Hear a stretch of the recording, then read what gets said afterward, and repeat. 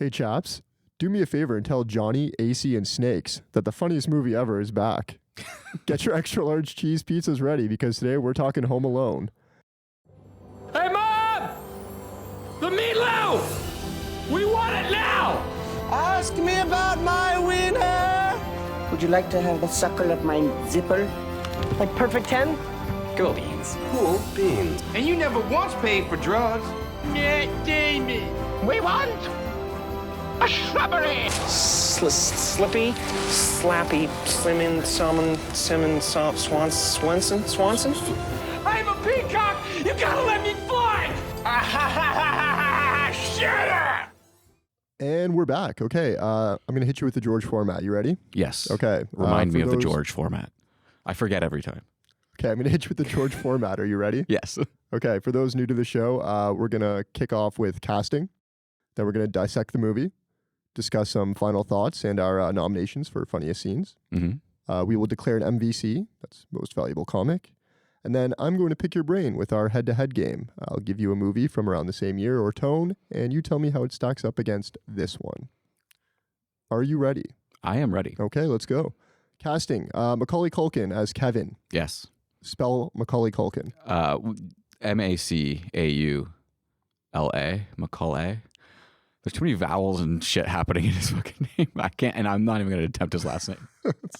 How old do you think he is now? He's like in his 40s. He's like 42 or 44 or something. That was like a good guess. He's actually... I looked up You last looked it night. up. Okay, yeah. Well, He's- because there's another, you haven't gotten to it yet, but I always wondered in this movie why Fuller looks so much like him. It's his brother. It's his brother, and I didn't know that until I looked it up last night. That's funny. Yeah, he's 44 now. That is wild to me. So looking back, it's clear he was like one of the most successful child actors of the 90s. Mm-hmm. I'm going to hit you with some notable roles. You tell me if you've seen them. Yeah. I've seen a couple of his. Uncle early- Buck, 1989. Yeah, I've seen Uncle Buck. Home Alone, which we just watched. I hope you've seen that one. Yes. Home Alone 2, and of course a banger that I haven't seen in a while, and I'm gonna have to go back and revisit. Richie Rich. I knew you were going to say Richie Rich. That's a good one. That's a good one. Because that's the one where they have in the backyard, they have like the family's faces in the Mount They do the Rushmore. Mount Yeah, Rushmore, and that's they like have- where the big climax is, right? What is it? The McDonald's too. Yeah, That's yeah. a movie where like you had to consult kids because they nail like the childhood like I guess vision of being wealthy, right? Yeah, 100%. Whereas in this movie, you had to consult a diabolical genius. And then do to everything set the up these opposite? fucking traps. Okay, Joe Pesci as Harry. Which I love.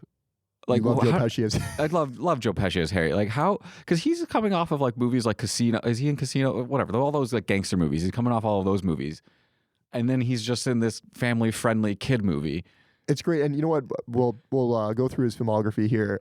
He does that a couple times actually. So first of all, same birthday as me, February 9th. Nice. Second of all, You're hilarious. so getting doxxed now. What's that? You're so getting doxxed now that people know your birthday.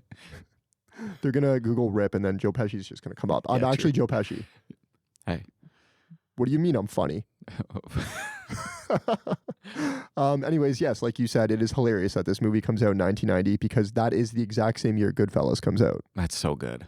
Other bangers include Raging Bull in 1980, JFK 1991, My Cousin Vinny, which we will absolutely cover one day because it's hilarious, in 1992, which is the same year as Home Alone 2. So That's awesome. Good for him. this guy he's turning them out, right? Yeah. Have you seen JFK? I haven't yet. It's been on my list Definitely for a check while. it out. If it's not streaming on something, like Just fucking rent it, dude. I know. I don't know why it's what $4 to rent movies, but in my head I'm like, well, I'm already paying for streaming, so. Anyway, of course, yes, Casino is also Joe Pesci, and that's 1995. So interestingly enough, he announces his retirement in 1999. Oh, he did? He did, but like periodically came back. Like for example, he was in The Irishman in 2019. Was that how long the gap was between his like quote unquote retirement? I don't know anything. To be honest, I'm not too sure. I feel like it was like a big deal that he came out of retirement for The Irishman. Yeah, but he yeah, might have yeah. had like a cameo or two in something else. Yeah, fair. Other cast include Daniel Stern, that's Marv, Catherine O'Hara as Kevin's mom, and as we mentioned earlier, Kieran Culkin as Fuller. Yeah. Who, if he drinks too much pop, you're in for a bad time. He's a bedwetter. This movie is written by John Hughes, whose name has come up a few times throughout the pod. His big hits, of course, include Mr. Mom, 16 Candles, The Breakfast Club, Ferris Bueller's Day Off, Planes, Trains, Automobiles, Uncle Buck, Home Alone, and of course your favorite movie, Flubber. Yeah, how did you know my favorite movie, Flubber? This guy's just written like every hit. He's absolutely crushed it, and it's such a shame we don't get these movies anymore. And like this is something we'll talk about later on, but like he just nailed that like family friendly genre. He does. That I do miss like so much. He nails it in such a way that like the movie can be all laughs and like gags throughout, and then he'll put in like 3 key scenes that nail home the theme, and you're like, wow, he did that so like expeditiously, and like it took no time at all, and now there's like a message in the film. Yeah, it's great. 100%. Directed by Chris Columbus. So as we know, Chris Columbo. As we know, he was an Italian explorer and navigated from the Republic of Genoa, who completed. And then founded Hogwarts. That's the wrong Chris Columbus. I'm just kidding. That's some history jokes for you all you out there. I'm pretty sure this is actually his first like big directorial hit. He went on to do Home Alone 2, Mrs. Doubtfire, as you said, the first 2 Harry Potters, and another one of your favorites here, your favorite Adam Sandler movie, Pixels. Hey, how'd you know? Okay, so last but not least, Pixels. That's actually hilarious. The movie's not half bad. It's really bad. Can I please move on from Pixels? No. Last but not least, I want to talk about music. Oh, Johnny Wills. It's John Williams. Yeah, gotta love him. I actually did not know that before. How could you not know it off the first note of the movie? I don't know. I guess I don't have an ear for that, but like I appreciate it now. Yeah. So before we move on, this does bring me to a game I want to play. So since you knew it was John Williams and you have an ear for this, I want to play a quick game with you. Okay. I'll first preface this by saying I do love the score. It is so whimsical and fun. Oh, dude, there's just magic in it. It's like this is like pre-Harry Potter, because he does Harry Potter as well. So he does. I have 3 movies for you that he has scored. Yeah. And I want you to tell me if this movie is better or worse with these 3 scores. What do you mean? Like, if take away the score from Home Alone and replace it with one of these 3. Oh, okay, and got you. Tell me the vision that you see. Are you ready? Yeah. Okay. Star Wars: A New Hope. Yeah. like you're like the main theme. Correct. That's so weird. I can't do it. I would need to see it. Like I would need someone to like make the cut of it. Okay. I got a good one for you here. Jaws. Yeah. Dun-dun. Whenever they're when Marv and Harry are on the scene. Dun-dun. That one kind of works. That would work. That one kind of works. This last one for you, I can also picture a scene from the movie that would work with it. Indiana Jones. Oh yeah, like dun dun dun dun dun dun. Dun. So what's the scene you picture? I'm picturing he's lugging the sled up the stairs. Okay, and he's getting into the sled. Yeah, and we're ready. He's about to go down. I picture a different scene. Okay, hit me with what you got. When he's running away from the cop after shoplifting. That's a good one. And he does the slide on the ice. That's a good one too. Yeah. Winner might be Indiana Jones. I think it's the Indiana Jones one. That might be one of my favorites. Like I don't know. It's so hard to like rank John Williams scores, but the Indiana Jones one gets me fired up. I mean, and then there's also Jurassic Park too. There's so many, hard. But for some reason these 3 like stuck out to me. I felt like you could kind of play with them in this. I just feel like movies are better when they have like a classical score in the style of John Williams. Like they're just better for some reason. I mean, we could also bring up like E.T., right? Yeah. Oh my God. Let's go. Let's talk. Okay, we're doing a John Williams pod. That's it. I mean, let's move on then. General thoughts. Excluding the score, of course. Well, I mean, the score's part of it, really, for me. Like, because this movie, when you look back at all the other ones that we've done on the pod so far, this movie has, and I guess it's not fair to some of them because, like, those are straight up comedies, and like this is more of like a wholesome Christmas, whatever. But it's really funny in its own right. But it just has a level of craft in the filmmaking that the others don't. Like, aside, like Austin Powers and maybe Ace Ventura aside, the rest of those movies seem like they could have been made by all the same guy, like that we've done so far. Like there's just no real like, I don't know, like visual identity to them that set them apart. But in this one, there's like a tone, there's a sonic identity, there's a visual identity, there's like real like filmmaking effort put into it. Whereas some of the movies we did in the very beginning were like, I don't know, it's just fucking Seth MacFarlane on a ranch doing funny shit. And it's like, it's got no real character to it. It's just, yeah, it's hard to describe, but this has something special, I think. That's fair. I see what you're saying. There's more substance to it, right? Yeah. For sure. Okay, well, I mean, I have a question for you then. Was this movie like a a childhood staple. Oh yeah, yeah, 100%. This was on at our house all the time every Christmas. Either this one or the second one. We didn't fuck with the third and fourth. I don't think anybody did. I think I have seen the third one. I've just seen to the check third it one. out of curiosity, but no, it is not good. I just like the setup for this movie is so perfect. Like the chaos of it all. Like there's so many things that like can't happen today. I'll wait till we get into the movie into the rundown to start talking about it. I don't want to get ahead of you. No, I love that. And like we've always been a Christmas Vacation family. Yeah. However, like I will say this one probably gets played like 9 times out of 10. I think we're also like Christmas Vacation is like I mean that's my dad's favorite. Like I think it's his favorite all time. And that's movie. what it is, like, right? It's funny it. that you say that because it's like you're influenced by your parents in terms of this. Like it's their tradition, right? So it's almost like moving forward, either you're going to hand down the Christmas Vacation tradition to your, future little chaps. Yeah, future little chaps. Or because we grew up with Home Alone being, I guess, like what our Christmas Vacation was to our parents, who knows, maybe that's what will pass down and that'll be the new tradition moving forward, right? The other one too that was on a lot was Christmas Story. That was a big one in our house as well. Like I remember when that one TV channel did 24 hours of A Christmas Story. I don't. It was just on. My dad would have it on for like one key scene at the very end that we can't talk about now because it's not it's offside a little bit, but when they're in the restaurant, if you remember that part. I actually don't, and I'm going to use that as a on ramp to jump into Home Alone. When the McAllister family left on their Christmas vacation, Did we miss the flight? No, you just made it. Yeah! they forgot one small thing. Kevin! Home alone.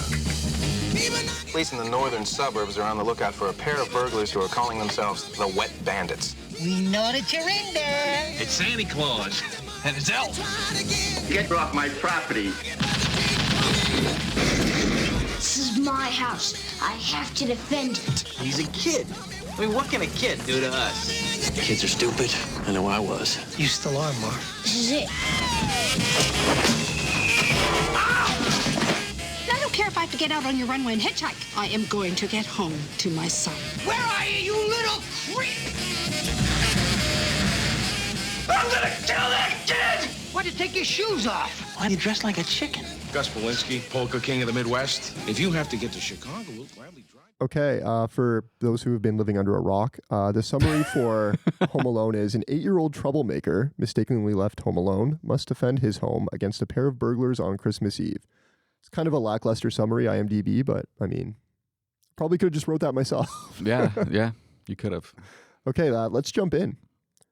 So we start off, Joe Pesci is dressed as a cop at the McAllister house. So we're setting the scene here and introducing the chaos. Kids are running around the house, adults are yelling. Joe Pesci is just trying to get a word in with Kevin's dad. I don't know if you picked it up here, but there's 2 kids fighting with swords on the stairs. I didn't notice that. I didn't notice that until today, but for some reason that just kind of stuck out to me. Also, we learned that somehow all of these kids are here and their parents are just not. Yeah, there's lots of them. I love it because, like you said, Pesci's trying to get a word in with the owner of the house, which, by the way, side note, this is like really great way to case a joint. Oh my God. You know what I mean? Like he's going to dress up as a cop, just let everyone know like there's a lot of crime around this time of year. You got to lock your doors and be secure. And he's part of the Wet Bandits. No one knows. Because like they're painted as like super incompetent throughout the whole movie, right? But this is truly brilliant. There's a lot of parts where it like goes anti to like how incompetent they're painted as in the movie, but like they're also still really smart criminals at the same time. Because there's a part later on that I really like. But what I was gonna say, like, there's all these scenes where he's trying to get a word in, and he goes, "Hey, your parents home?" Yeah. Do they live here? No. It's so funny. And it's funny because that is exactly what like kids would say, right? Yeah, like exactly. It's so frustrating just watching him interact with all of these children. Yeah, then you got the pizza guy shows up. I love how he answers the door too for the pizza guy. Like, why is Joe Pesci as the cop answering the door? He's just like, I'll get it, don't worry. So we learned that all the neighbors are all heading out of town for vacation. I think Catherine O'Hara's on the phone and she's like kind of recapping it. That's how we know. Yeah. For some reason, one family's like choosing to spend the holidays in Montreal. Montreal. I'm just kidding. We love our Habs fans. What? There's a line here that is kind of funny and adorable for little Kevin McAllister here. It also doesn't make any sense to me. His mom says that he was in the garage again playing with the glue gun. Yeah. What could he possibly be? What is he playing with the glue gun for? Well, you didn't hear it? He was making Christmas ornaments out of the old fish hooks. So was he That's so strange. Like, yeah, he's just chilling in the. Also, if that's all he's doing, why can't he do that? I don't know. Maybe, I mean, he's 10 and probably shouldn't be. He's 8. Playing. He's 8. He probably shouldn't be playing with a lot of the shit he's using in this movie. Yeah, sorry, but you get Buzz a fucking gun that he hangs off of his wall, but Kevin can't play with a glue gun in tournaments. Anyway, we see him. He's scrambling around the house asking people how to pack his suitcase. And we get the classic case really funny. from I think it's his sister, because she says, Mom will help you pack your suitcase. She says, Kevin, you're what the French call lazy compétent. Yeah, classic line, all time. Which also feels wrong. But yeah, I don't think it's right. But I don't know French, so Habs fans, please write in and tell us if that's correct. There's another part too where one of the girls asks Fuller where the shampoo is, and he goes, I don't know, I don't live here. It's so true. Like, why would you ask Fuller of all people? That's fair. Let's move into Buzz's room. Mm-hmm. What stands out to you? Buzz with like an all-time chirp, phlegmwad. Phlegmwad. What does he say? Kevin, I wouldn't let you share a bed with me if you were like growing out of my ass. Yeah. So good. And then he tells a story about fucking Shovel Slayer. Old Man Marley. Old Man Marley. Before we get to Old Man Marley, can I just ask you what kind of psycho owns a spider at that age? Yeah, I feel like that was like a weird thing. Like, why? I knew people who had spiders and tarantulas growing up. Did you? I knew like one person. It might have been like a friend of my brother's who was like an oddball.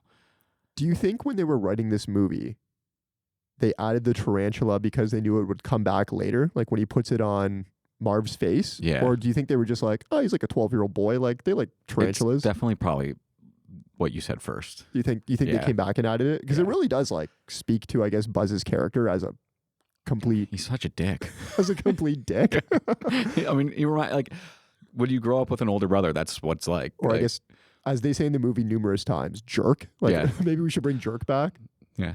Okay, so let's talk about Old Man Marley. So I want to preface this with: do you think he's actually scary?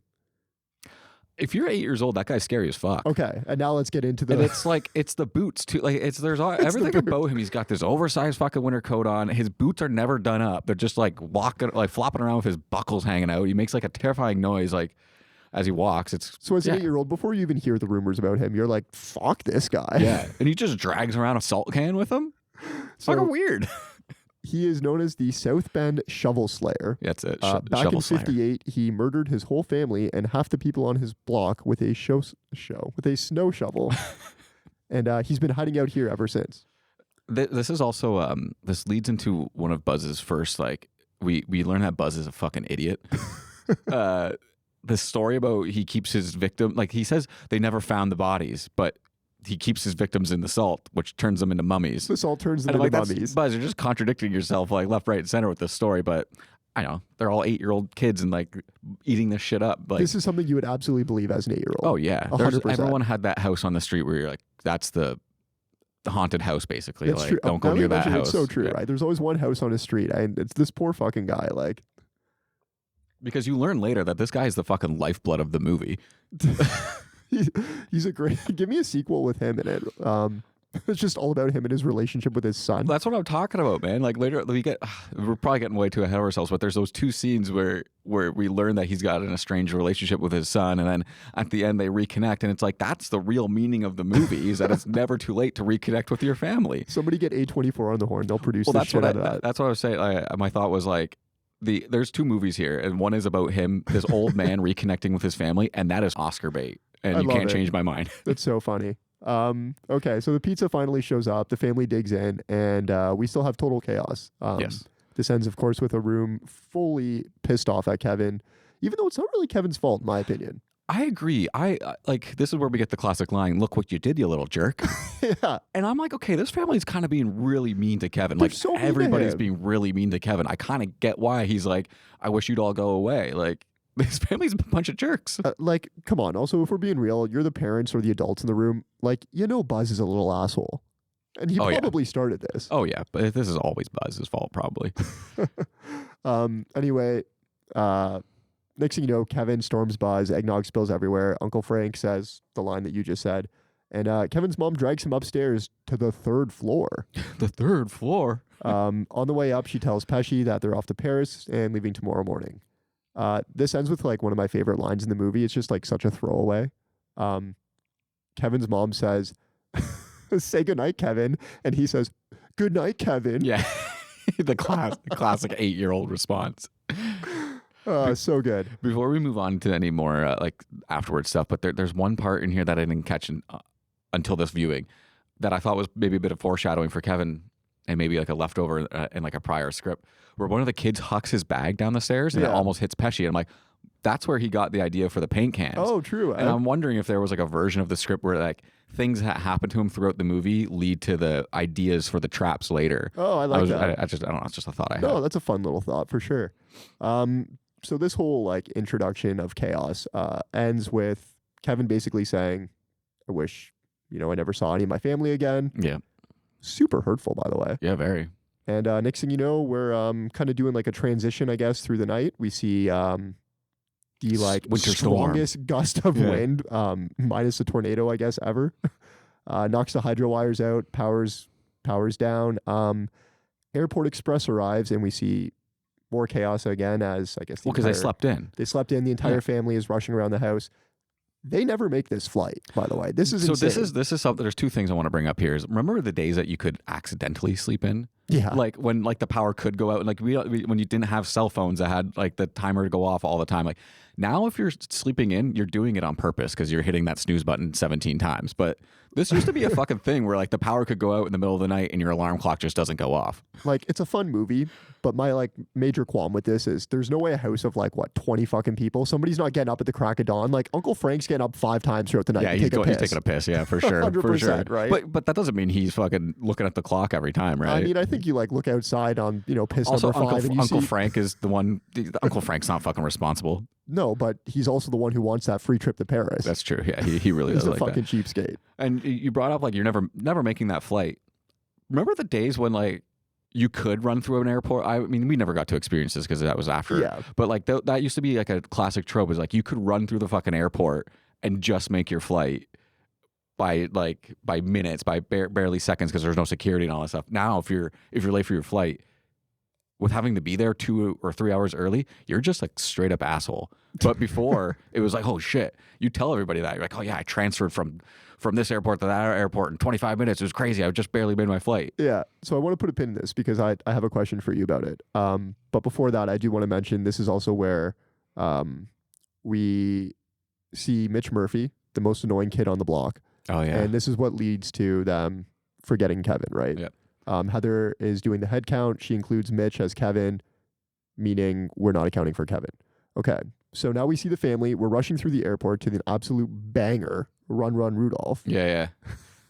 And they do actually make their flight. So my question to you is, at the age of 32, will you ever run again for anything in public? Like you see a bus pulling away, you're not running. Like you're it depends on how "Fuck far. that." Like because I have ran for the streetcar.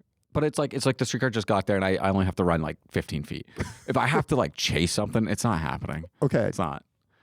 Let's add to this question.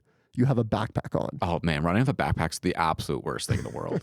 Everything in there is just it's going up and down. It's slapping against your back. It's throwing your stride off. You look ridiculous. Yeah. Everybody's like obviously watching you because it's hilarious. Yeah. There's nothing not funny about a person running after a bus. I don't think I could run through an airport. Yeah, I'm probably not going to run through an airport anytime soon. No.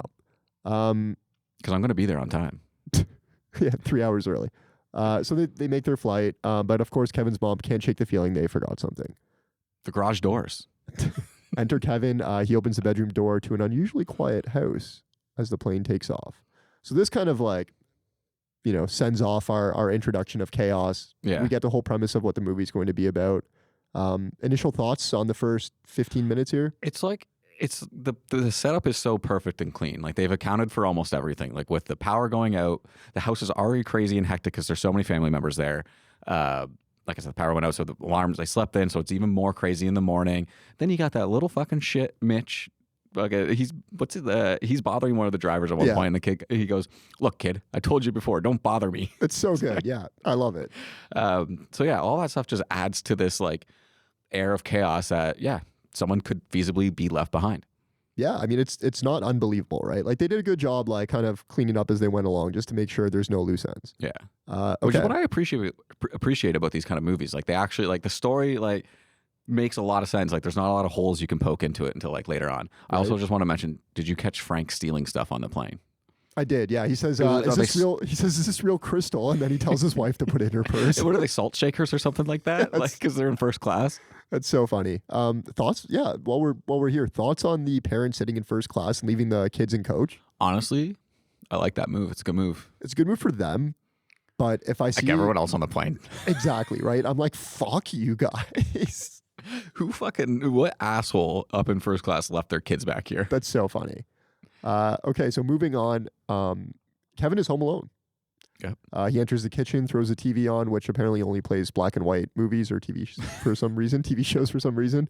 He can definitely sense something is up, right? Right. Little 8-year-old's intuition. We watch him wander around the house and even into the scary house basement. Side note, I don't know if you caught this, but there's like a dozen mannequins downstairs, which is funny because we see them later on. But why are they there? Why does like I guess maybe it's somebody's a fashion major, right? Yeah, that or like I don't know what their jobs are. I don't know what they do. So after seeing the cars still parked in the driveway, Kevin concludes he did it. He made his family disappear. See, like again, that's like one of those pieces that like okay, we're going to leave the cars and like, but why does Kevin not know they're taking a bus to the airport? Like, isn't that something that would have been said to the whole family? Are we really going to fault him for not knowing like the intricate details of travel to the airport as an 8-year-old? Yeah, he doesn't care. He doesn't know how to pack a suitcase. Exactly, right? Okay, so we get a series of shots here. Kevin is home alone. You know, we get a fun little montage of all the things that a kid left on his own would do. He's jumping up on the bed while crushing snacks. Yeah. Side note, no snacks in my bed. I don't know if you have the same rule.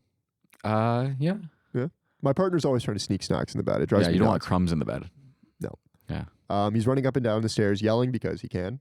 And naturally, he's digging through a big box of his older brother's shit. Yeah, that's what you do. You snoop through your older brother's room. You got what, like nudie magazines, firecrackers, and then we get a classic line here.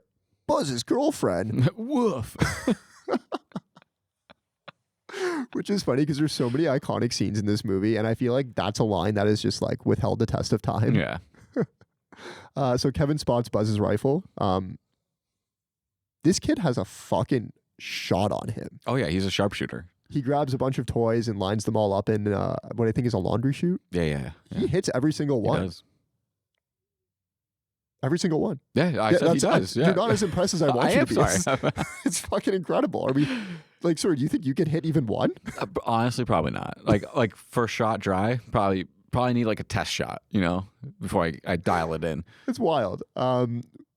We see the kitchen. It's destroyed with marshmallows, ice cream, chocolate sauce. That's the part that I love when he starts like he has his dinner and he's having ice cream for dinner and it's like the biggest mountain of ice cream you've ever seen. Like I have to think they actually consulted this kid on this movie because like they really do hit what it's like to be 8 years old. Oh yeah, everything that he's doing in the sequence is what I would have done if I was an 8-year-old left home alone. Right? It's so good. So he puts on Angels with Filthy Souls. That's what the movie is called. I don't know if you picked that up. Wouldn't be my choice of movie if I'm home alone and I'm 8, but I do get the sentiment of, I guess, wanting to watch R-rated movies. Yeah, it's the movie that you weren't allowed to watch it last night with the family, so... And again, good callback because earlier he does come into his parents' room and he says, Uncle Frank won't let me watch a movie. It's not even rated R. Yeah. So he's like, fuck you, Uncle Frank. Now I'm going to watch an R-rated movie, right? I don't know. I'm not sure about this, but I'm pretty sure Snakes in this fake movie is one of the Forellis from the Goonies. Oh, really? He looks like identical to one of the Forellis, like the bad guys in the Goonies. I'm like, that's got to be him. Can we just pause here and appreciate the name Snakes? It's not it's Snake. Great. It's Snakes. It's Snakes, yeah. It's Snakes. And this is a fake movie made for this movie. Like is it actually? Yeah, it's not like a real thing. There are scenes made for this movie. Because I'm pretty sure. It seems very real. Yeah, well, like all of those movies are the same. Right? Some noir. Some film junkie is like screaming at me right now. It's not a real movie. So I've said like iconic like 6 times already throughout this movie. Throughout this episode, do you think this is the most iconic scene in the movie? Him coming on scene and saying, "Keep the change, you filthy animal." I don't think so, Okay. because I think there's a couple other ones. I think Catherine O'Hara, who is an absolute fucking treasure in this movie, she's perfect. When she's on the plane and she remembers that she forgot Kevin and her whole Kevin, that's like, literally scream, the next scene. like that, because exactly it comes up next. Like I think that's maybe more iconic, and then you also get Macaulay's aftershave moment. That's where really he screams funny. in the mirror. Like, so like I think those two are. It's so hard because The aftershave moment is what I have written down as my favorite scene in the movie. What I find most iconic. But then again, I feel like this one has made it through pop culture the most. Like you see fucking Christmas sweaters with like "keep the change, you filthy animal" that's true. written on Yeah, it, right? Like all those lines. Yeah, that's fair. Okay, so next up, we already kind of talked about this. It's one of my favorite scenes in the movie.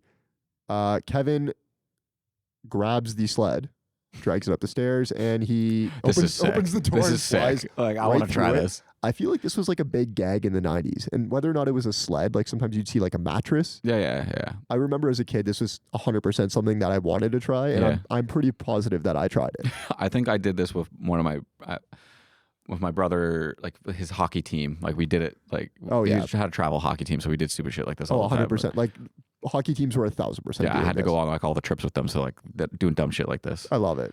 Okay, so this is the first time we meet Harry and Marv together. It's their first attempt at the house. So it's nighttime, and we have our first look at the Wet Bandits. Yeah. They're sitting in their van, and Harry counts down as each automatic light on the block turns on.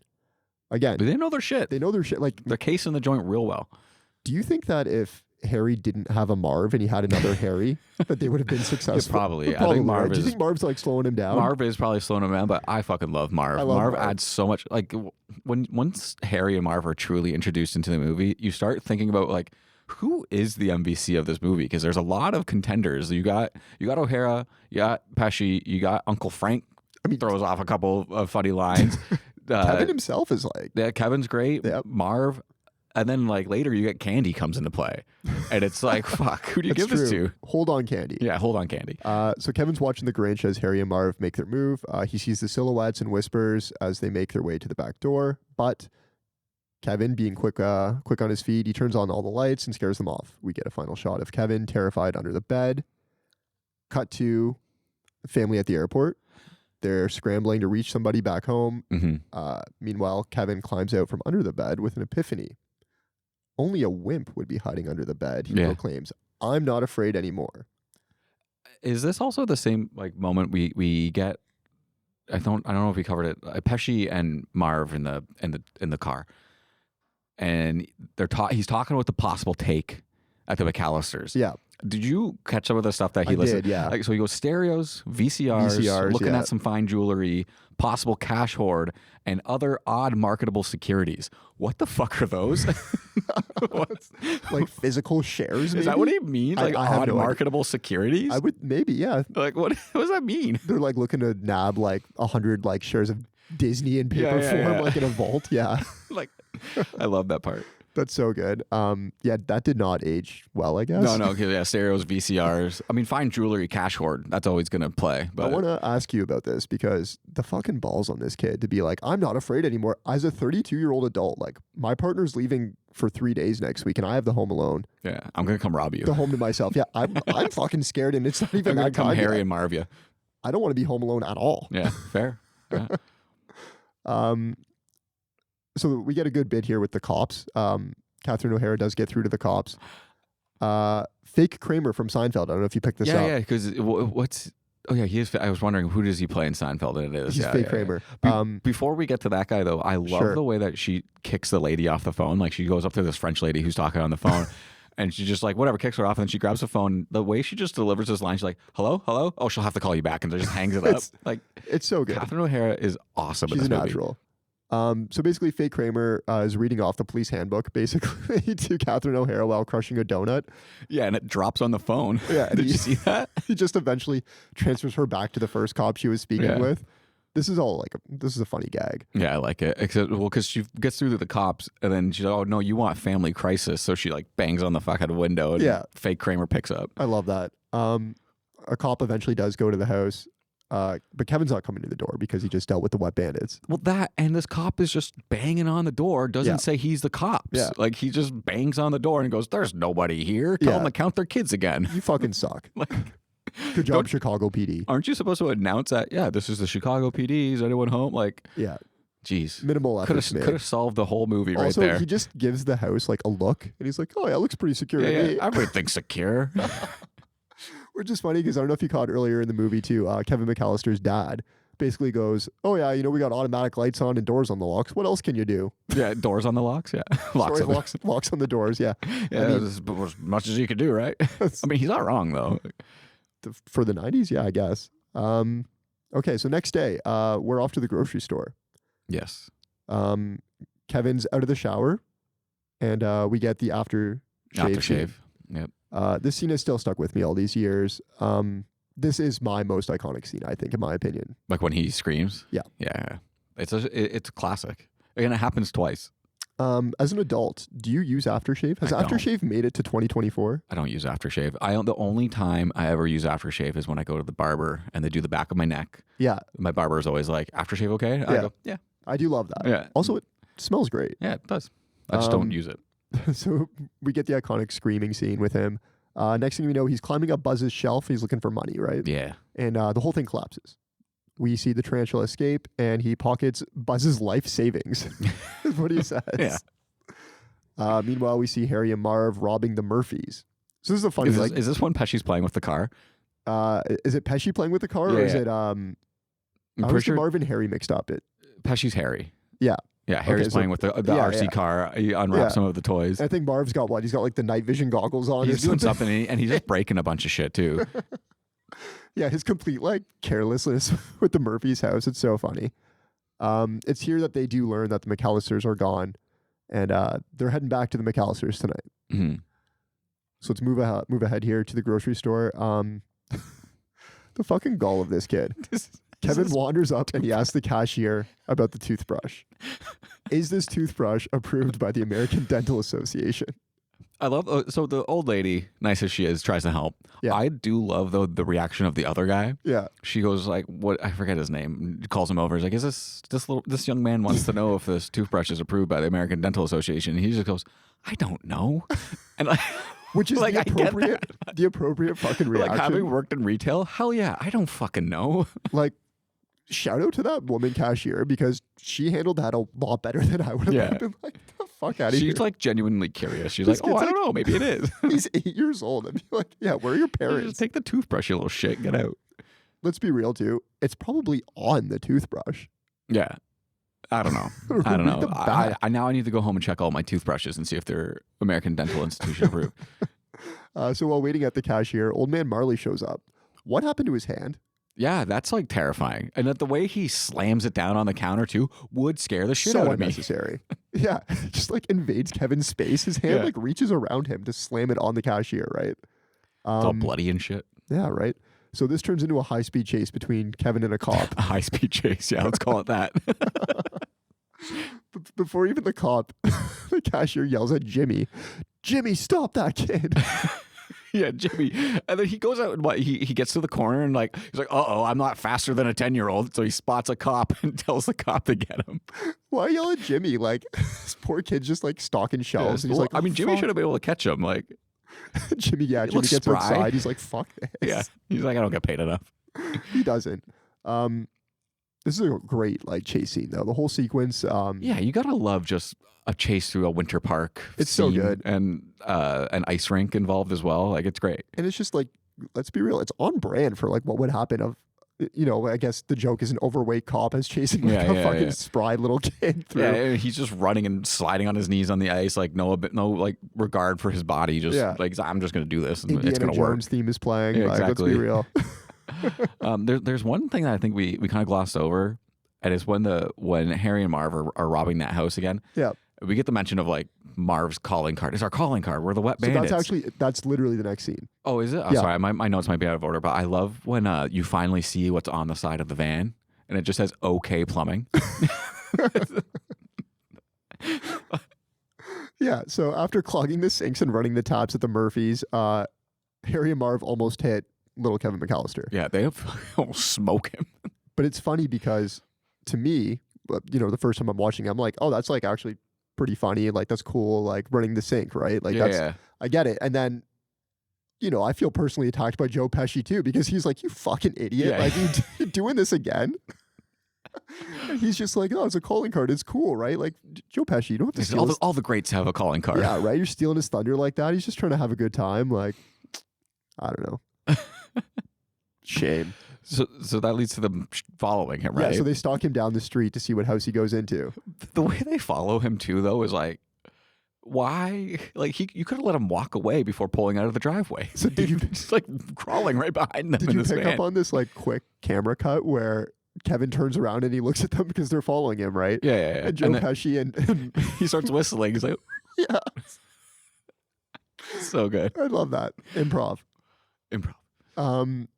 So Kevin runs off. He doesn't go home. Smart kid. Yeah. He goes to the church. Smart kid posing as a wise man. He poses as a wise man.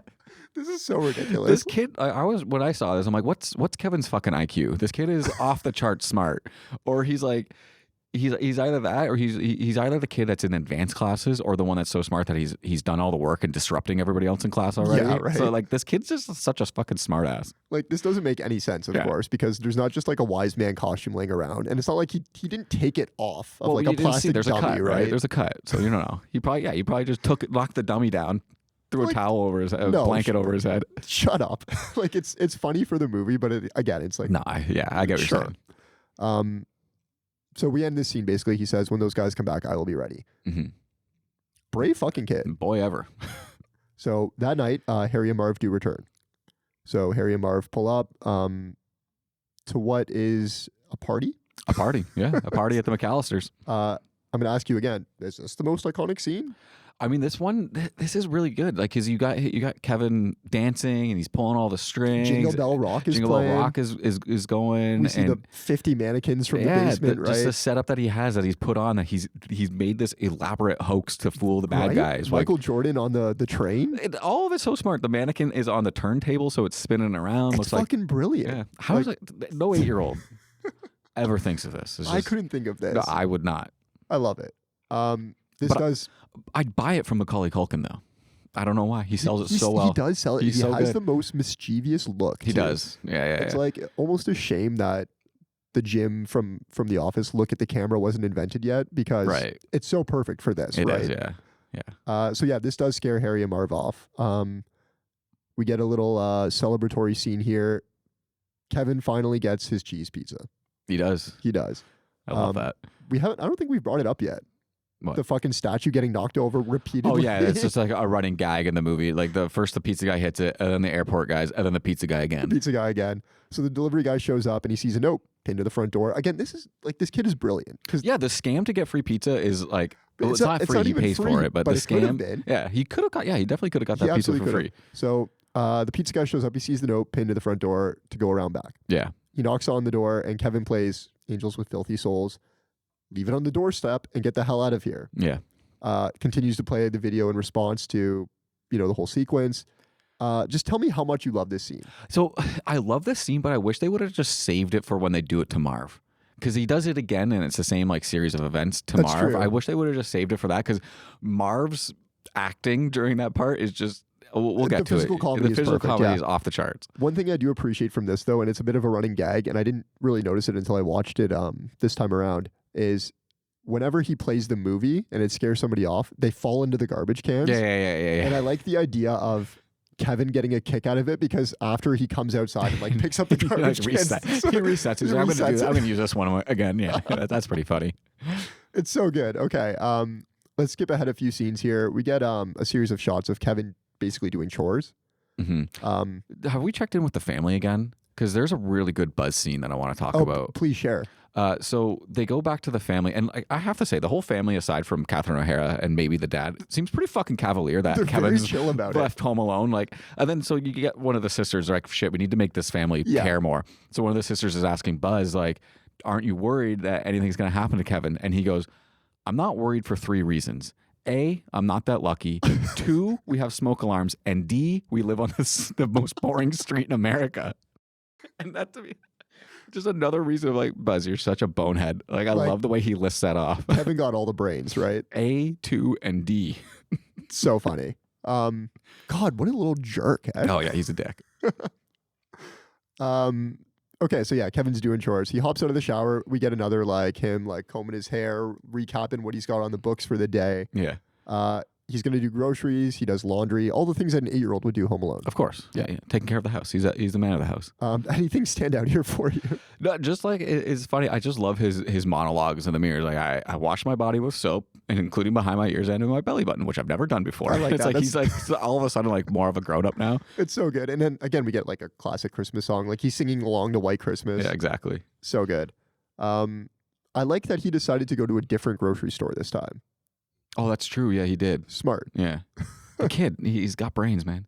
So he gets eyeballed by the cashier as he's approaching with his shopping cart.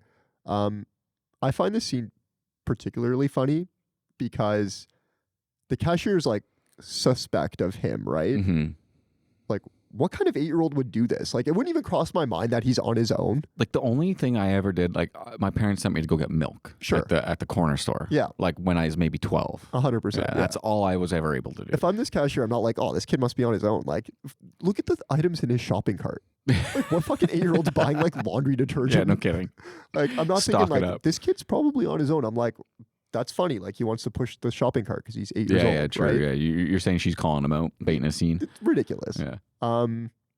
We get a classic scene of him walking home with And the the bag plastic spray. bags and the bag spray. For me, I'm like, is this like a symbolism of like the movie's going full slapstick now? Like the bags break and like the gloves are off basically. And he It's does like, do a little bit of a like Jim from The Office look at the camera he too. does, It's yeah. like, oh man. oh man. Is it now that comes up when Marv is scoping out the house again for the second time? Yeah, it is. Yeah. Yeah. But before this happens, we do get like a little bit of like some character progression here because we see Kevin doing laundry downstairs. Right, yeah. He's not And the afraid furnace of it. laughs at him, Yeah, right? He's not afraid anymore. But he's not afraid anymore. In fact, he tells the furnace to shut up. He does. Such growth. Okay, yeah. So Marv is checking out the house for the second time. I love this part. Well, please kick it off. Tell me what you love. So Marv's going up to the house. He's snooping about, and he's looking through the windows or whatever, and doesn't see anything, and then notices the doggy door. Yeah. And I love that he puts his foot through it. Yeah. And then his shoe fucking falls off. And then he has to reach through and grab it again. And that's when we get the second playing of Angels with Filthy what? Is it called? Angels with what? Filthy Souls, I believe. Filthy Souls, yeah. Yeah. But this time Kevin adds to it with the firecrackers. Brilliant. Oh, he even man. thinks to like put it in the pot too, right? I would have like if I'm gonna light the firecrackers as an 8-year-old, I'm just gonna light the firecrackers. 100%. I'm not gonna put them in a pot first. Like I have no idea what I'm doing. That's so funny. I don't know if you hear him or if he does say it, but like when his shoe comes off, like that's a massive like oh shit moment, right? Yeah, like yeah. in my head, I just hear him like shit, Yeah, shit, fuck. shit, oh fuck. So this obviously scares the shit out of Marv. Oh yeah. He reports back to Harry. Snakes. I know I've heard that name before. Snakes. Also, the way he fucking lunges and dives over the garbage cans for to save his life. He's just like he just leaps over them. It's such a really good bit of like what we said, physical comedy. It's such good physical comedy. Even just like him recapping it, like his body is just like he's so. Because you also get a really good part too. Because he's like you said, he's recapping it to Harry, and then I think Marv says something. Sorry. Harry says something that makes Marv think, and he just starts staring. He stares off into space, and you're not sure if he's like gone, if he's listening. Yeah. Yeah. And then he goes, "Oh yeah, that's right. Yeah, that's a good idea." Yeah. We should do that. We should wait. He's like, "Kids are scared of the dark." And actually, is again You're like afraid of the dark too, Marv. But you make a good point because again, like Joe Pesci is like kind of a criminal mastermind here because he says like, hang on, like if we do get like pinched, then we should have somebody to squeal on if someone else is here, right? Yeah. He's not wrong. It's smart. But If we do get pinched, I love that. I just love the way their brains think though, because again, they're like, well, this is also our territory too. Like, what the fuck? Like someone else's working case the in this street. Yeah, someone else's case in this joint. Let's move on from this to what I have to imagine is one of your favorite parts of the movie. Are you talking about Enter John Candy? I'm talking about the introduction to John Candy. Oh, yes. So Catherine O'Hara at this point has made her way to Scranton. Yep. Office shout out again. John Candy overhears her laying into the customer service rep, and John Candy offers her a ride. Let's talk polka. Let's talk polka. Gus Polinski, the polka king of the Midwest. Fucking great name. Gus Polinski. Great name. Up there with like Snake Plissken. I have to think that while he's doing it, when he's going polka, polka, polka, and he's naming off all these polka songs, like Candy's just riffing, right? He's got to be. Because they like, I think that the story goes, they had him for 10 minutes, and they're like, let's go. Let's go. Whatever we can get out of you right now. The fucking aura of this guy. Like he knows how to steal a scene. It makes me want to go back and watch more John Candy movies. Like I haven't seen enough. I don't think. Like I've seen Uncle Buck. Uncle Buck is great. I haven't Planes, seen Trains, and Automobiles is that's another. one I actually haven't seen before. One. So I need to definitely check that out. But there's just so much good shit with John Candy going on. Like he's like, oh, if you don't mind riding with a bunch of polka bums, like just all this stuff. Once they get her into the van too, and they're singing all those songs, and he's trying to get her to play his clarinet. Is it a He's like, go ahead, try it. I don't know. I don't know instruments. I was gonna call it an oboe. Maybe I don't know what they use in polka. Yeah, Polka King of the Midwest, the Kenosha Kickers. Yeah, the Kenosha Kickers. That's he's it. just like not cluing in. Like, he's like, we had a couple like big hits in the like 70s or something like. It's like, oh, big in Chicago. No, what's he say? What's that? Shaboya. Yeah, Shaboya. It's so good.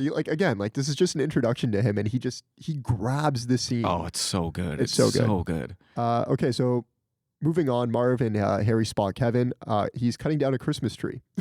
Yeah, he's cutting off the top of their tree in the backyard. And that's when Marv and Harry clue in as to what's going on here.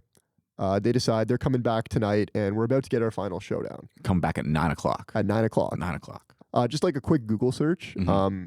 Chris Columbus was like, oh, we should get a scene maybe with like Kevin cutting down a tree. Right. And wherever this is taking place, the person whose tree he's cutting down did not know that this was going to happen. Oh, really? So they're like, there's a fucking kid cutting down my tree. What the fuck? Which is so funny. I mean, I guess, does that also mean that they literally let him cut down the tree himself? Like, it looks like he did. They just gave this 8-year-old a saw. And they're like, there's a lot of things in this movie. I'm like, yeah, they just let him go with that. Like I think he's literally shooting that BB gun. Like, yeah, he's actually hitting all those targets. Okay, let's talk pregame. Yeah. Kevin knows what's coming. We see him. He takes the ice for the warm up. We're going to go through a couple quick scenes before we get to the final showdown. Yeah. Kevin visiting Santa Claus. Kevin attending church. Yep. And he's doing a lot before 9 o'clock. He's doing a lot. He's not giving himself a lot of time. I got worried. I was like, how's he going to pull this off? So let's talk Kevin visiting Santa Claus. It's great. This is a great scene, and the guy that get to play the Santa Claus, like, he really nails the vibe that they're going for, right? Yeah. He's like he's hacking a dart. He's like your like 27-year-old roommate who just, he's waiting to hit it big, right? Yeah. he just rips darts all day. Exactly. Like, 100%. I get a good like laugh out of this too. The parking tickets on the car. Yeah. That's great. I also like. He's like, well, you're not gonna talk to Santa and leave without nothing. My elf took the last of the candy canes home to her boyfriend. So here, take these 3 Tic Tacs. Right, like the guy nails the vibe. It's so good. He's got the beard down, and he's good for him because he's like a little worried about it. He's like, I don't want to ruin this kid's like image of Santa Claus. But Kevin, being the smart guy he is, he knows how it works. Yeah, he knows how he's gonna go talk to the big guy. Yeah, exactly right. Okay, let's move on to the mass because this is like a very heartwarming scene. This is the scenes where you start to get like the theme / message of the movie coming through, right? Yeah, like Kevin, you should be grateful that you have a family because old man Marley doesn't talk to his son. Yeah, and it's a tragedy. He's not such a bad guy after all, but it is a little weird how like close to his heart he takes the advice from this 8-year-old boy. Yeah, it's one of those things. Like, I don't know, you're a curmudgeon-y old man, and but you this buy into 8-year-old finally opens your eyes at like you should just call your son. Yeah. Like, stop being like he's afraid. He's afraid that he won't answer. He's afraid he won't talk to him. Blah blah blah. All that I like stuff. that, and there is a lot of good lines too. Like you said, like you're never too old to like stop being afraid or whatever, right? Like that's good stuff. It is exactly. Kevin's dropping that wisdom, and then I think he starts talking to them about something else about what is it that they're talking about? Because he says a line. He's like, I had a friend who got nailed because he wore dinosaur pajamas. I have that actually written down. That's really funny. So he mentions he gives a check to his granddaughter or niece or whoever, right? Right. And then Kevin kind of goes, oh, I wish I could get a check. Instead, I just get clothes. And that's where we get wind of the sweater with the big bird on it. That's it, yeah. The old man's like, well, that sounds pretty nice. He's it's like, tough are you for a kidding kid me? in the second grade. Yeah. Are you kidding me? A guy like me in the second grade? So I'll good. get pummeled for wearing that. Okay, I think this is a good spot to take a break. And then when we come back, we're going to get into the big showdown. Okay, sounds good. Okay, we're back. It's time for the showdown. So I'm going to go over the series of shots here of Kevin preparing the house for the big battle. Yeah, I love this stuff. So we see Kevin, he's laying out the toys in front of the front door. Yeah, I mean, that's like a classic. Like that makes sense. He's dumping water all over the stairs. Again, I mean, that tracks. You're 8 years old. You're trying to think of stuff to do. To me, that's like the most realistic like one. You've seen your parents step on your toys. It hurts their feet a lot. Like you've seen that sort of stuff. Like those two are very practical. Yeah. Now we start getting a little out there. heating the doorknob. How does he understand how that works? I didn't understand how it works. Yeah. What is it? Is it convection? Right? Conduction? I don't know. Where's our doctor friend to tell us these science terms? I have no idea. Tarring the stairs. Yeah, the roofing tar. Why do they just have roofing tar? He just knows like what that is. And that it's going to be sticky. The zip rope from the house. I buy this one because that's sick. Yeah, because all kids do want this. That's really real. cool. But how did he make the contraption that rides on the zip line? Is my question. Like that's a good point. It's like handlebars with like what I can only imagine is the wheel from like a clothesline in the middle, and he's rolling that along. You know what? That does make sense. The feathers in the fan. Again, like ornaments by the window. Yeah, that tracks. And finally, the paint cans. Paint cans. Okay. Is that? Yeah, that's it. Yeah. Yep. Yeah. We get a glimpse of the clock here. It's 8:57, and he's like, "Oh, you know what? It's time for my mac and cheese dinner." Yes. He doesn't get to have a single bite. That's sad. That kind of bummed me out. Yeah. Okay. That's why I told you he was cutting it close. He was cutting it close. This guy wants to go to church. He wants to go see Santa. Dude, you got to prepare. I mean, think of all the other traps he could have made if he didn't fucking do those two things first. I like to think if he did one more trap, Harry and Marv are dead. Yeah, I don't know how they survived. To be honest, one of the questions that came to mind when this whole sequence is happening, I'm like, is Johnny Knoxville just a big fan of Home Alone, and that's where Jackass was born? Like he's like, I love these little traps and pranks and hurting other people in like a playful way. I want to do that as a movie. I love that. All right, enter Harry and Marv. Round 1, the BB gun. Oh man, this just sets the tone. So we kick things off with a BB gun to Harry's nuts. Yep. Yeah. And Pesci's reaction is just priceless. It's perfect. It's so good. It just sets the tone for the rest of what you're going to see. It's going to be completely slapstick from here on out. Exactly, right? Because like naturally, what does Marv do? Like he decides to stick his head through the fucking doggy door. And there's Kevin just fucking lines up the shot. He's so lucky he didn't get that in the eye. Like that's all I can think of is like, oh, shoot your eye out, kid. Yeah, shoot your eye out, kid. Okay, I have a question for you. Yeah. As we move on, Harry and Marv decide to split up. Yeah. Harry takes, I guess, like the front door, back door situation. Mm-hmm. Marv takes the basement, main floor window. Right. I'm going to go over what each of them encounter before they meet up again. And you tell me what your preference is. Oh, okay. Which one I would rather endure? Yes. Okay. Yeah. Okay. This is good. This is a fun game. Okay. So to reiterate, Harry takes the front door, back door. He gets the scorching doorknob, the blowtorch to the head, and the feathers. Oh, man. That sounds pretty fucking awful. Yeah. But then you get to Marv and you're like, oh man, that sounds fucking awful too.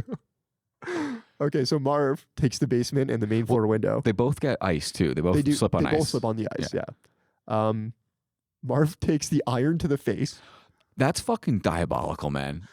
Like, because you didn't mention that trap in the setup because you don't see him setting it up, but the classic, oh, I'm going to turn on the light. And then but it just pulls down a fucking heated iron onto his face. I don't even know if it's heated, but like you see the imprint. It's like, did it hit him that hard or was it also turned on? Yeah, right? was it? My thought was that it was turned on and hit him that hard. Either way, it's a great visual gag and he fucking sells it. It cranks him in the face, man. Does. Oh, it's so good.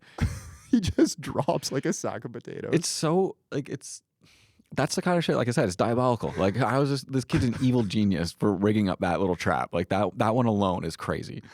Okay. The tar stairs. With the nail. With the nail, yeah. That sucks. Horrible. Have you ever stepped on a nail? I have, yeah. It's As a kid, worst. I did, yeah. It's the worst.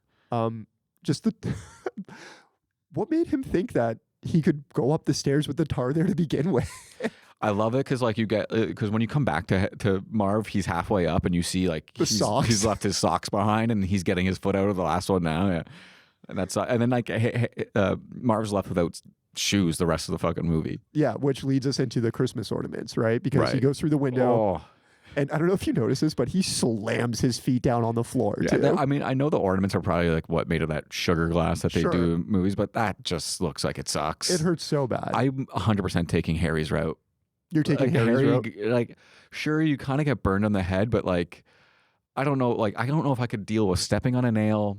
Then you get all the ornaments in your feet too. Yeah. The fucking iron off the dome is a for sure concussion. Like, it's a for sure.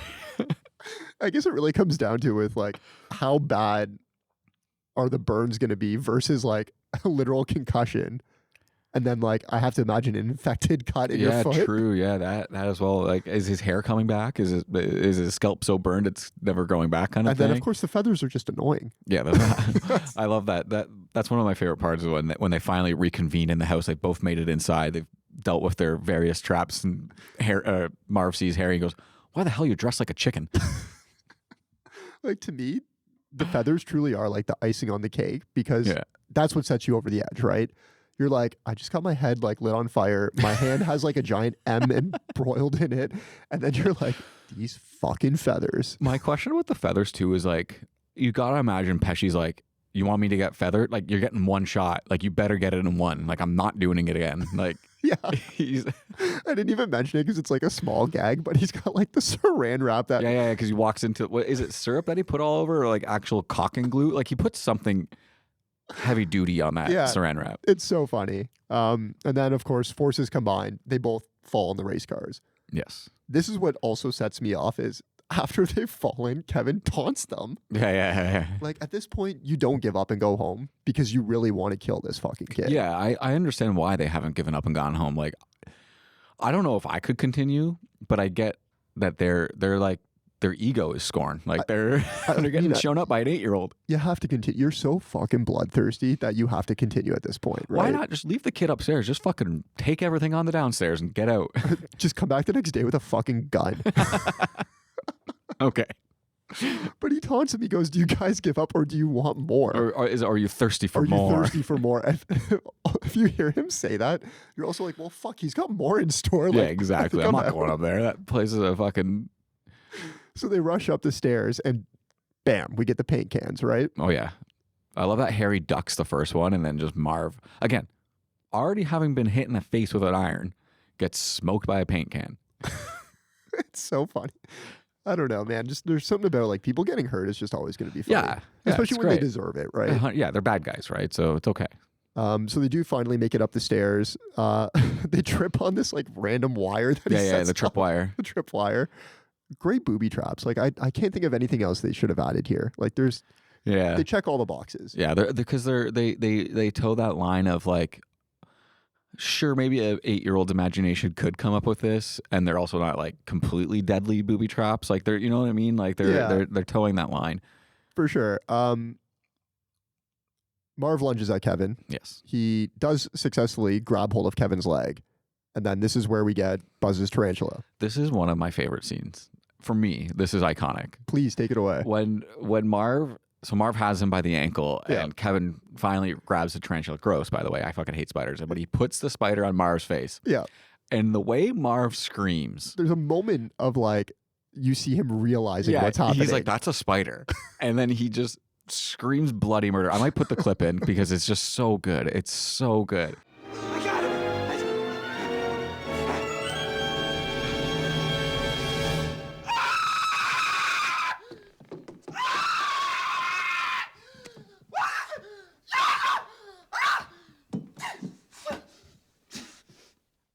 It's so good. The face he makes, everything is perfect. It's so great. I love this too because he eventually gets up and he sees the spider. It's on Harry. He fucking smokes him with that crowbar. Harry, don't move. And then Harry gets up and smokes him back with the crowbar too. Man, that's awesome. He's dividing and conquering. He's setting them against each other. Exactly. It's so good. And then he escapes to the treehouse. He does. So he gets on the zip line. I mean, we're not even going to talk like logistics here if this works or not. It just It works. It works. It just works. It works. There's a lot of good. There's like a couple good moments coming up too with this whole. Oh, it's so good. He escapes through the window on the zip line. Harry and Marv decide to follow because like a fucking course. Well, Harry makes a good point. He's like, I'm not going back down through that sideshow down there. We're gonna get all banged up again. Like, fair enough. Yeah. Kevin waits until they get like a few feet, obviously, right? Before that, though, he's like, you better catch me because I'm going to call the cops. And then Marv's like, oh, we should go. Like, he's going to call the cops. Like, from a treehouse, Marv? That's so good. Yeah, he waits until they get like a few feet in before like flashing the scissors. Yeah. Oh, guys. What he said? He's got the hedge clippers. Hedge cutters, yeah. Like, you're not making it back to the window in time. Not at all. And I think after so he cuts the rope and they just smack the brick wall. I think they're done. I think that is it. They are out cold, maybe dead. like what do you do? I mean, really. Kevin books it to the Murphy house, but instead of following him through the basement, Harry and Marv finally clue in, like, hey, maybe we should like take a different route and kind of head him off. They finally think they got little Kevin McAllister, but enter old man Marley. Old man Marley. With the very shovel they accused him of murdering an entire neighborhood with. I love how it's just like, so Marv's been hit in the head with an iron and a paint can, but it's the shovel that knocks him out finally. I mean, hey, that could have finally been the last straw, That's right? it, yeah. So we get a final shot here of like Joe Pesci in the cop car with a few feathers sticking out of his hat. This really makes me laugh. We see Kevin, he's leaving like milk and cookies for Santa Claus. It's funny because like old man Murphy's like, let's get you home, but then just leaves him there alone. Yeah, I mean, like, yeah. It's just like doesn't take him to the cops, doesn't. I have to imagine at that point, all other burglars take note of what just happened. Yeah, don't fuck with the McAllisters. That's it. Like, this house isn't worth it. Again, like, how many VCRs can there be in this fucking house for them to like follow through with going to this house? Like, the first second you get wind of somebody being here, like, it's obviously a very affluent neighborhood. Just fucking hit all the other houses. Well, that's what they think. It's just an 8-year-old kid. They think that they're going to be able to like deal with him and get in and out. But then, like, what was their plan to begin with, right? Because they don't seem like, you know, they're not kidnappers, not murderers. Yeah, right. They're there for the score. They were probably just going to tie him up and then ransack the place and let him go. That's even kind of like fucked up, though. Yeah, I guess just fucking go to the other houses. Yeah, that's fair. I don't know. Bad criminals. Anyway, we end the movie on the next morning with Catherine O'Hara finally showing up. Yeah. Before we get there, we've kind of skipped over one of my favorite parts of the movie. It's another candy scene. So we're back on the I'll call it the Gus bus. The Gus bus with Gus Polinski, Polka King of the Midwest. Love it. And he's talking to Catherine O'Hara, and she's saying, "Oh, I'm such a terrible parent. Like, left them home alone. Like, have you ever left your kids alone?" He's like, "Well, I've never left my kid alone, but I left him at a funeral parlor once. Yeah, he was there all day with the corpse. Came back at night." So good. And then one of my favorite lines is like, he was all right in 6 or 7 weeks. You know, he came around, started talking again. Yeah, he came around, and started talking again. Jesus Christ. Yeah, he was there all day with the corpse. I mean, before we do final thoughts here, I guess we can talk about how she shows up like 5 minutes before the rest of the family. I know, yeah. Well, I mean, because it's the whole, like, she's the mom, right? She's going to do whatever it takes to get to her kid. So Absolutely. She tried. Yeah. And then the dad's like, well, if you would have just waited, you'd show up right with us. Fuck. Not the moment. Fucking Mr. McAllister. He finds the gold tooth, though, too, right? He does. He's like, honey, what's this? Yeah. Good stuff. All right. Final thoughts. Final thoughts. Well, the last scene that we get, Kevin looks out the window and he notices that old man Murphy reconnected with his son. Yeah. And that's the moral of the story. Yeah. Is that there's always time to connect with your family at Christmas. I love that. Yeah. I don't know. This movie's just fucking great. It is. It's great. The first half of it is very whimsical and like, oh yeah, it'd be so much fun to like be home alone when you're 8 years old, whatever. Like it's very like it's got this like magic feeling about it. And then the later half of just all the traps is just some of the best slapstick comedy around. Like it's just so good. It was so good, right? And I mean, they don't make them like this anymore. They don't make them like this. Like what really stuck out to me was, you know, it's really just like a family movie. There's some solid like slapstick, you know, humor in it. Yeah. There's also good writing throughout the rest of it too. Like, pardon? There's also good writing throughout the rest of it too. Like some of the things like with Buzz's character being a complete blockhead and the way he lists off the reasons, like just great stuff. It's so great. And then at the end of the day, there's no swearing, there's no drugs, there's no sex. It's just a wholesome flick about a kid beating the shit out of 2 grown adults, but it's done in like a family, like digestible manner, right? Yeah. No, it's great. It's a great movie. Before we jump into the MVC and funniest scenes here, I want to ask you if you've heard about Stoned Alone. I have not heard about Stoned Alone. Okay, so in 2018, it was announced that Ryan Reynolds wanted to make a Home Alone movie titled Stoned Alone. Okay.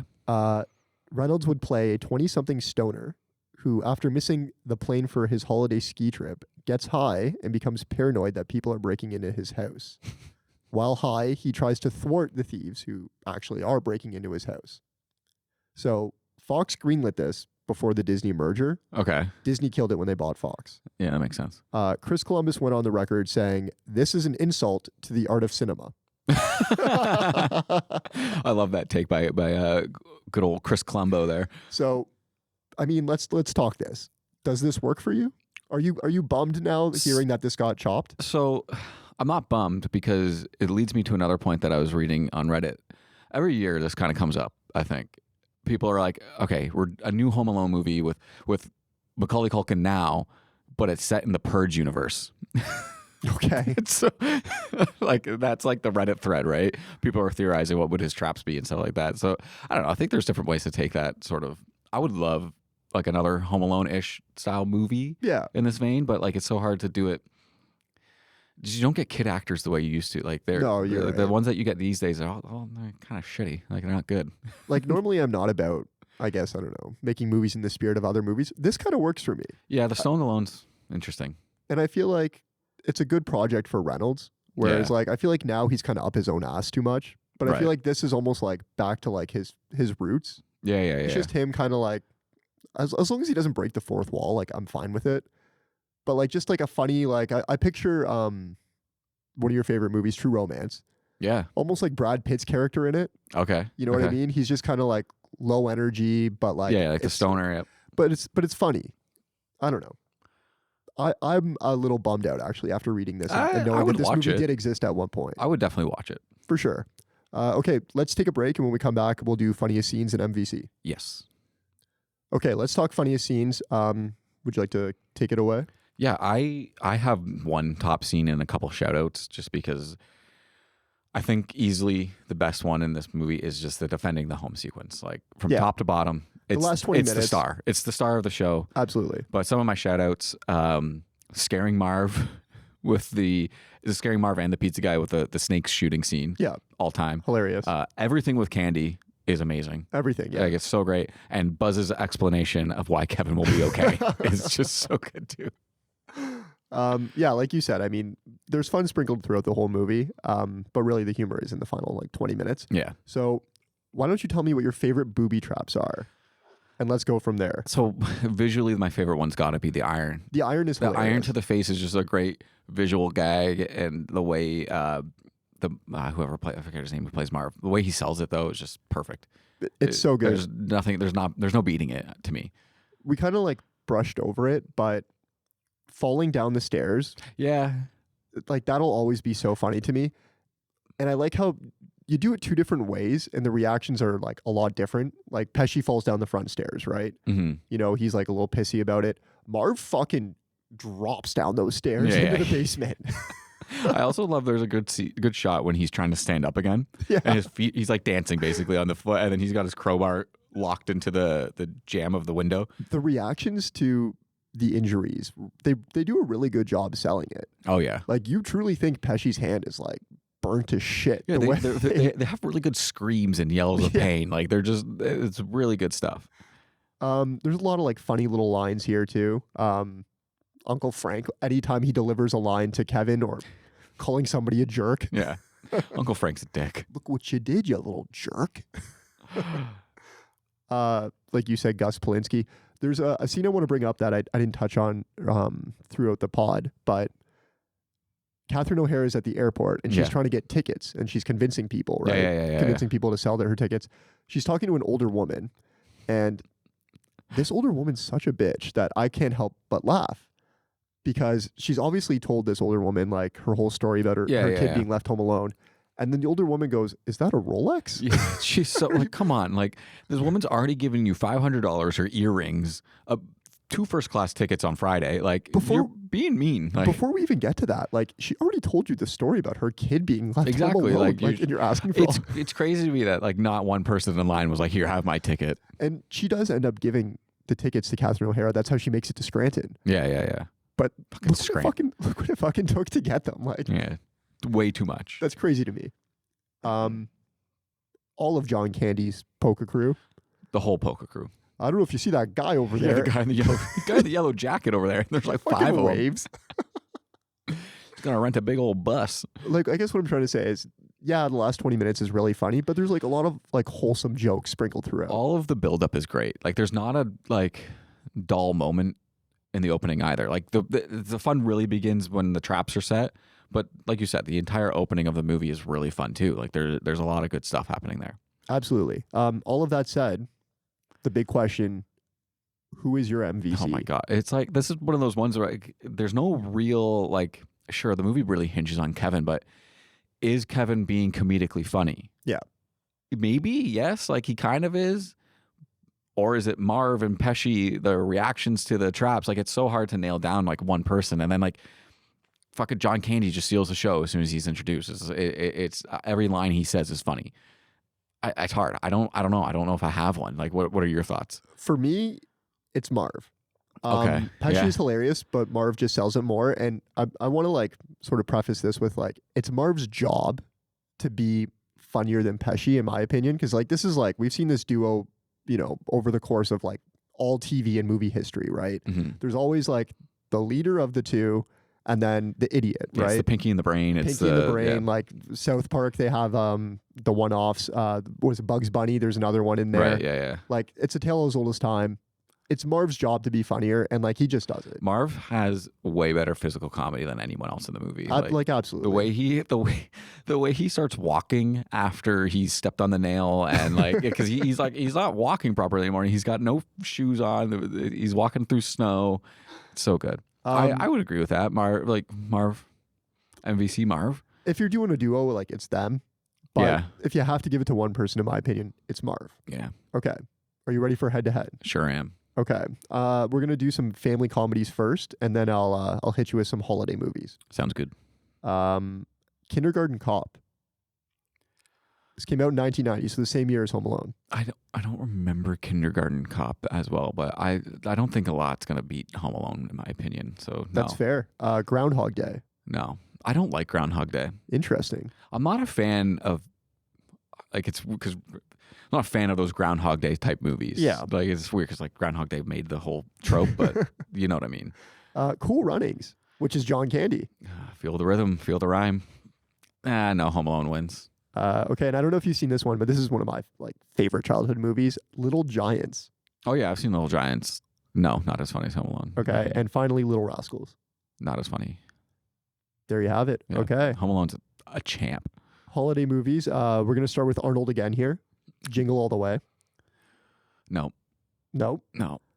Deck the Halls. Have you seen this one? This is Matthew Broderick and Danny DeVito. This is where they have the like lighting competition, Yes. right? I haven't seen it. This is on my list to watch. I was actually talking to my partner about this. I was like, we should watch this Danny DeVito and Matthew Broderick movie. It's actually a really fun one. These ones always make me laugh because like Danny DeVito is obviously like, you know, the joke, like he's the comedic whatever. But Matthew Broderick's not wrong. Like that would fucking suck to live next to that neighbor. Yeah, for sure. You know what I mean? For sure. Spirited with Reynolds and Will Ferrell. I actually enjoyed that movie. Like I think it kind of got a bad reputation. Like didn't get as enough credit. But I don't think it's better than Home Alone. The last two are some bangers. So brace yourself. Oh man, you're gonna put me up against Vacation, aren't you? Elf. I don't know. I haven't seen Elf in a while. We might actually do Elf, so I don't know. Okay. We'll wait. We'll wait for that one. And finally, Vacation. I don't know, man. They're like almost every single line that Chevy Chase has in that movie's funny. It's hard to be Christmas Vacation. It's but really to me, hard. that is the goat. I would go tie. You would go tie. That's draw. I'm not going to call you a coward. That's fair. Other people might, but I'm not going to. Recency bias. Draw. I might revise that on the next episode. Okay, well, there you have it. I mean, that wraps up Home Alone. Yeah, wraps up our first holiday episode. But yeah, that was a great episode. I love this movie. Great. And, you know, you filthy animals, tell your friends. Follow us on Instagram, YouTube. Yeah, we're on YouTube. We're on Instagram. Subscribe to the show on Spotify if you haven't already, and share with your friends. All right.